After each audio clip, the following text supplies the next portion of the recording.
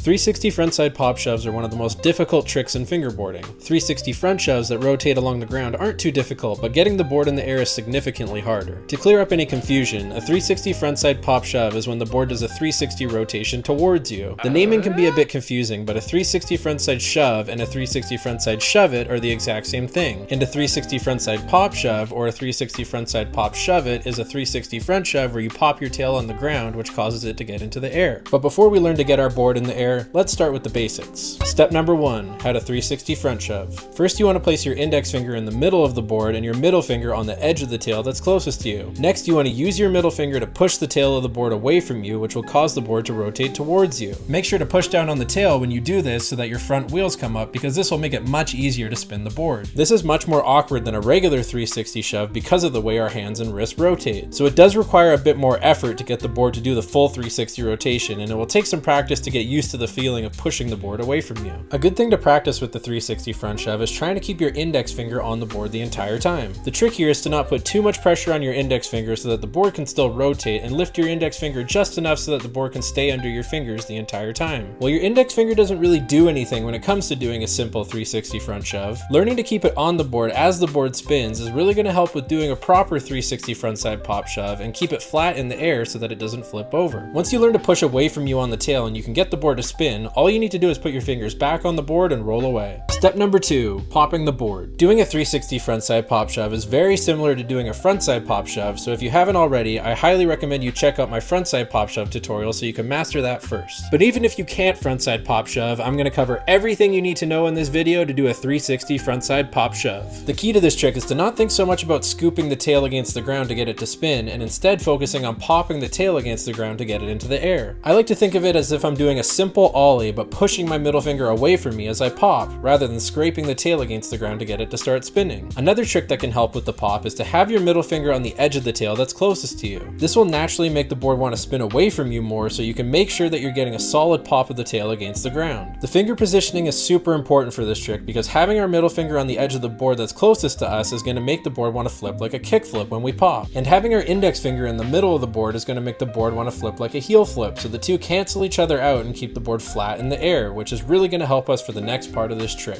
Step number 3, leveling out the board in the air. With a 360 front shove that rotates along the ground, you don't really need to use your index finger because your wheels are on the ground, which help the board stay flat and prevent it from flipping over. But with a 360 frontside pop shove, the board naturally wants to flip over, so we need to use our index finger to prevent that from happening. Even moving your index finger off the board for a split second can be enough time to cause it to flip, so you want to try to keep your index finger on the board the entire time and follow the board with your hand as it pops in the air. This is definitely the hardest part about this trick. I've seen some tutorials that say you want to apply pressure onto your index finger, but whenever I try that, I always end up doing a laser flip. Instead, I like to think of it as if you're popping the board into your index finger and then using your hand to follow the board in the air so that your index finger never leaves the grip tape. I personally don't put any pressure on my index finger, and I just focus on keeping it on the grip tape so that the board doesn't flip. One trick that helped me a lot with keeping my index finger on the board the entire time was to point down as the board starts to rotate. This will prevent the board from flipping like a laser flip because we're doing the opposite motion and flicking our index finger more like a kick flip. If you're having trouble getting the board to do the full frontside 360 shove, you can use your index finger to get the board to spin faster. By hooking your index finger on the nose of the board, you can pull your index finger towards you, getting the board to wrap around your finger and complete the 360 rotation. Step number 4, consistency. 360 frontside pop shoves are one of those tricks that like to go all over the place. It took me a long time to be able to land them every try, so here's a few helpful tricks that I learned to land them more consistently. If you're finding that your 360 front shoves are over rotating and spinning more like a 540 front shove, try turning your fingers towards you. This is going to slow down the spin a lot and give you way more control over the board. When you have your fingers straight on the board or turned away from you, the board naturally wants to spin more and it tends to not stay directly under your fingers. If your 360 frontside pop shoves keep flipping over like a laser flip, try not to overcomplicate things and focus on doing a simple ollie, but keep your fingers in the 360 front shove position. That way you're not going to accidentally flick the board with your index finger, and it will help you keep your board flat in the air. Focusing on just doing an ollie can also help if you're still over rotating the board. That way we're not forcing it to spin, and the way our fingers are positioned will naturally make the board want to spin away from you. You can also try placing your index finger towards the edge of the board that's closest to you. If you have your index finger too far away from you, the board will want to flip over. By placing our index finger closer to us, it'll make it a lot harder to flip the board, and it will keep the board flat in the air. 360 frontside pop shoves are not super common in fingerboarding. A lot of people people skip learning them properly because they would rather do more complicated tricks like laser flips, and the regular 360 front shove is looked at like a beginner trick. But this is honestly one of the most difficult tricks in fingerboarding, so mastering it will make you look like a real fingerboard pro. And if you want to learn some other easy tricks, check out my other tutorials like my 1-hour video where I explain every basic fingerboarding trick in detail. And let me know if there's any other tricks you guys would like me to teach you in the comments below. Thank you so much for watching, and make sure to subscribe for more tutorials like this.